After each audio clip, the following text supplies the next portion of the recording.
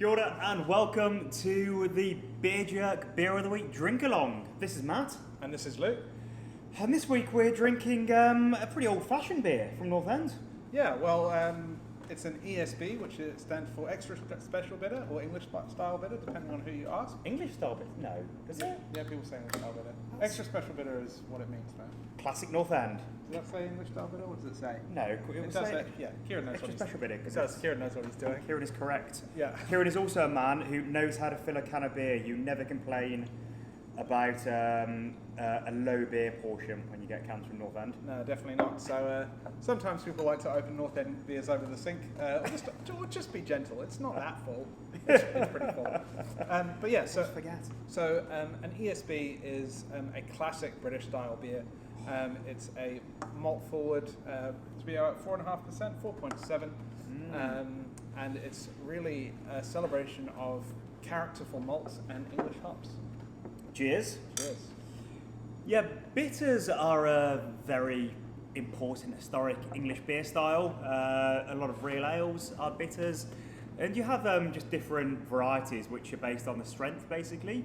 So you get beers like a triple XB, would be quite a famous style from breweries like Bateman's in England, and that just stands for like extra. So you can get a classic bitter, which generally would be around maybe like 3.2%. So just a really good sessionable big pint of beer that you can just have one or two of, or you can just have a huge session of, and people just drink 10 or 15 pints of them. Yeah, absolutely. Especially in England, it's kind of the beer style that gives rise to the myth that English beers are boring, flat, and warm. This is a beer that's best served a little above fridge temperature. But in England, they're also traditionally served through a hand pull. So that's hand pumped from a cask, which would usually be in the cellar of a traditional British pub. So the example, I think the only example of that in New Zealand is Galbraith's, but who are doing that kind of cask conditioning. That there are a few others here and there, but North End is among the best of them. And while this is served carbonated and not through a hand pull, obviously, because you're getting out of the can, it's got that really nice kind of full, chewy mouthfeel, a little bit of those spicy, woody, herbal hop characters, and it's a really nice sessionable beer. And temperature is really important with all beers. All beers have an ideal temperature to be drunk at, which we include in our Beer of the Week emails and info there. But yeah, if you ever hear somebody talking about English beers being warm, you should remind them during winter time and ask them if they think it's warm when it's 10 degrees outside, because cellar temperature is not warm necessarily. Yeah, it's warmer than a fridge, but it's cool. It's the temperature of a cellar, and you can just with different kinds of beers and things like stouts as well. You want to drink those at a warmer temperature than just out of the fridge, just because you get more flavour out of it. It's the same if you had a bar of chocolate and you kept it in the fridge, then it just wouldn't taste as chocolatey. Yeah, I keep my chocolate in the fridge, but that's another story. A weirdo. Tune in next week for more of Matt's ant problem. So as Luke was saying, the bitters come in three main styles. There's the ordinary bitter, the best bitter, and the extra special bitter. And as Luke said, those are normally delineated by different strengths. But the bitter is kind of the antecedent of the pale ale, really. Just as the Fuggles hops, which are used in these hops, are the antecedent of American Cascade. So a beer like Sierra Nevada Pale Ale is actually very similar to a bitter at its heart, but it's using those American ingredients and those American versions of British hops. So as we're saying, Fuggles being the parent of Cascade, which is the iconic hop in Sierra Nevada Pale Ale, and it's also Golding's in here, so the classic combo that you've just seen through, for 150 years, English brewers combining Goldings with Fuggles, and both sort of similar hops in a way, but just different characters, and you just get flavours of sort of just like brambles and hedgerows and blackberries, which are something quite distinct and quite different to New World hops. But yes, similarly to Fuggles being the parent and grandparent of a lot of popular modern hops, also Goldings is the parent of Citra and Chinook. Yeah, Yeah. yeah. So, and it's the same plant that has just been sort of bred, and you just get this whole gamut of different flavours and aromas from these hops these days. But most hops that we drink day in day out in those hazies, these pale ales, IPAs, they come from Fuggles and Goldings from Kent. Yeah, absolutely. We talked about this a little when we were talking about our Small Gods Harvest and Reaper beers, what can the harvest hope for, and the care of the Reaper Man, where we talked about the derivatives of SARS and the importance of terroir and location and everything in the formation of different hops. And so it's really interesting to see how that Pacific Northwest region, the Yakima Valley, where Fuggles and Goldings were planted, they're now producing these kind of big tropical citrusy characters because of the hours of sunlight and the type of soil that they're getting, where this is where it all came from, really. So a little on the brewery at North End. So it's Kieran Haslett-Moore who's behind North End Beers. He's the brewer there. And you could say never, but Kieran will never brew a hazy IPA. Yeah, he's not that kind of brewery. Kieran is a big proponent of traditional brewing, traditional styles, and really nails those kind of classic, straight down the line traditional beers. So as well as his English style ales, check out his range of Belgian beers, where he also shines. He's got a really cool barrel aged and sour program called the Salt and Wood series.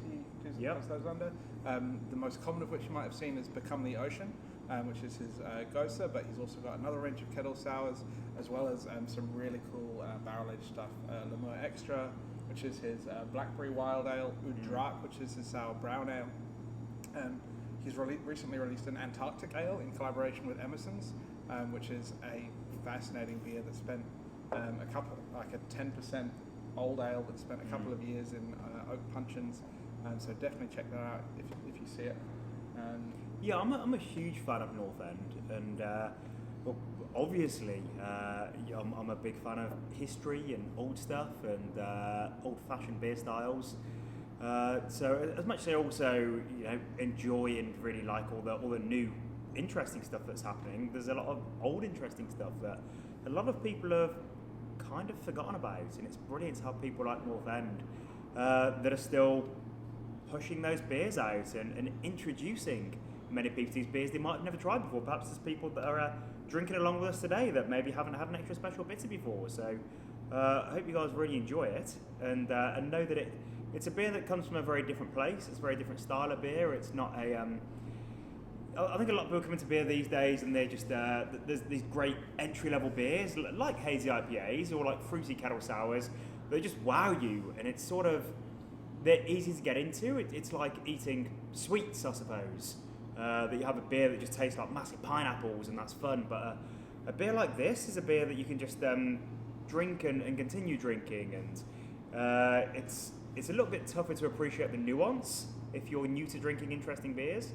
But yeah, I don't think there are going to be many people that would not enjoy this beer. No, it's about an approach that's about kind of tradition, subtlety, perfectionism, and just that drinkability.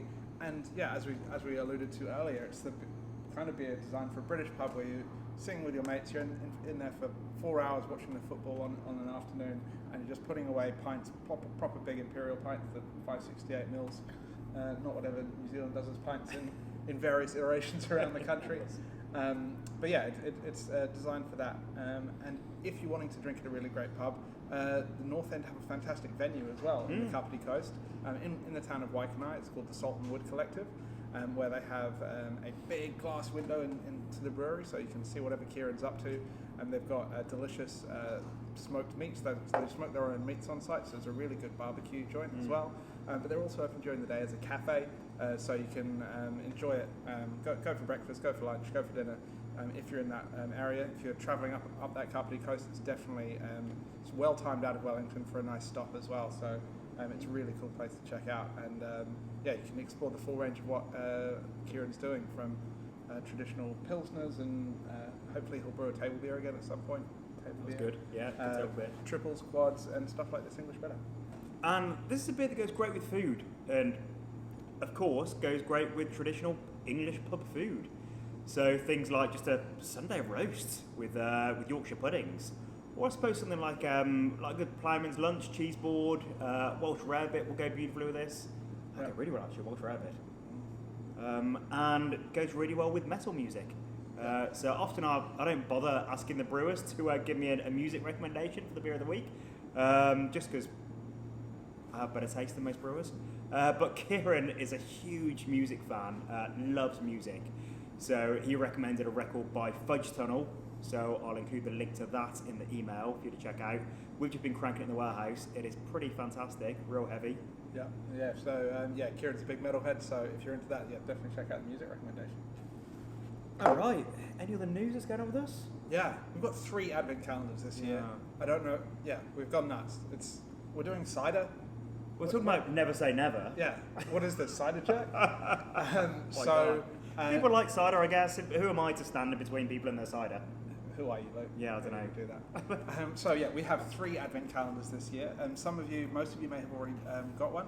Our premium advent calendar is, as we've talked about in the past, our showpiece for the year.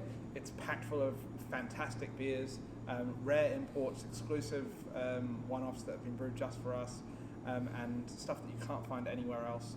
And that's our premium offer, and that's selling out fast. I think we're about 60-70% sold now. So get in quick if you do want to snap that up. It's the best box of beer that we do every year, so we really recommend it.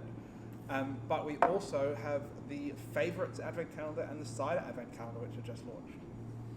Yep, so they are a lot cheaper, and the Favourites Advent Calendar contains 330 cans of beer that are, it's still a fantastic range, and it's a really good selection. The beers in there are perhaps a little bit more approachable, a little bit more easy drinking than some of the extreme stuff that we'll have in the premium calendar. And we've got a whole bunch of different breweries in there, so there's a bit of a focus on some of our favourite core range beers from a lot of the brewers, but a few seasonals in there as well. So really interesting lineup, great thing to gift, great thing to give us a corporate gift. Someone emailed us yesterday ordering 40 advent calendars for a corporate gift. It's what a great idea. So if you or your clients or your office need some, getting a bunch of those is a really good way to treat the customers. Yeah, and with the cider advent calendar, we of course notice all the ciders popping up from all different breweries, releasing new ciders. It's not a thing that we've really lent into in the past. There's a couple of cider makers that we do love, but we focus on beer. There's so much beer around. But this year is the first time that there actually have been enough interesting ciders and enough different cider makers around the country that we've been able to put quite a cool 24 pack of different ciders together for an advent. Yeah, so there's so much in just your apple and pear ciders. We've also got stuff like raspberry, mango, and there's some with some interesting botanicals in there, and various other fruits. So it's a really diverse selection of ciders with different fruits. And so if you or anyone else in your life isn't into beer or can't drink beer for whatever reason, but still wants to drink along with the Advent Calendar experience, you can experience 24 different ciders there. Sorry, who's knocking on the door? All right, that is about it. The Fridge and Flagon, our warehouse bar, is still open every Saturday from 12 to 8. Come along, have a beer with us. We have all kinds of interesting beers on tap. We were talking recently about some small beer festivals we've noticed that are happening around the place, and how... Oh yeah, Funk on the Water is coming up in Auckland. Yeah. The new No, in Wellington, Funk in the Water. Is it in Auckland as well? No, they're not doing it in Auckland, are they? I think they are. Are they? Maybe. Funk in the Water. Okay, we'll check that out and get back to you. Or maybe we'll cut it out of the video. That's coming up. So we actually have a new collaboration with 8 Wired coming up. For this, that's a Small Gods collaboration with 8 Wired, which you can check out there. There's some teasers dropped on Facebook already. But anyway, the Fridge and Flagon is a bit like a beer festival every single Saturday. We've always got loads of different beers on, exclusive beers you won't find anywhere else, really good pies, you get to chat to Joe, and we're doing just different stuff. So we have DJs sometimes. This weekend we've got a food pop-up by Passa Passa, who's this really awesome Italian chef called Dan that's coming in with all kinds of interesting food. Next week we've got a brand new beer launch. Yes, we have. Yeah, we're keeping that secret for now. But anyway, hope you enjoy this week's beer. We will see you next time. Cheers. Again.